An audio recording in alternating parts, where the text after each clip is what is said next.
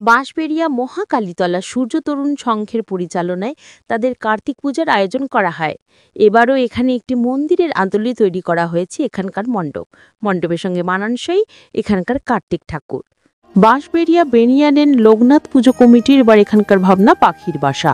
বিভিন্ন জিনিস দিয়ে তৈরি করা হয়েছে পাখির বাসা। এখানকার লোকনাথ প্রতিমা সকলের নজর কাড়বে। বাঁশবেড়িয়া রথতলা ইউথ অ্যাসোসিয়েশনের জামাই কার্তিক পুজোর এবারের ভাবনা সবুজায়ন। কয়েক হাজার গাছ দিয়ে তৈরি করা হয়েছে এখানকার মণ্ডপের ভিতরে খাটের উপরে জামাই বেশে বসে রয়েছেন জামাই কার্তিক। বাঁশবেড়িয়া কুণ্ডুগুলি নটরাজ পুজো এবছর ৭২তম বর্ষে পদার্পণ করেছে। এবারের ধাবনা প্রবাহিনী। এখানে বিভিন্ন রাজ্যের লোকনৃত্য শিল্পকে তুলে ধরা হয়েছে। মণ্ডপে ব্যবহার করা হয়েছে ফাইবারের মডেল সহ বিভিন্ন ধরনের জিনিস। এখানকার নটরাজ প্রতিমাও সকলের নজর কাড়বে। Bureau report, P Bangla news.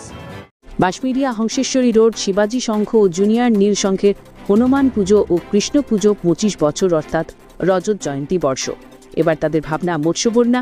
বিভিন্ন জিনিস দিয়ে তৈরি করা হয়েছে এখানকার মণ্ডপ। Bureau report, P Bangla news.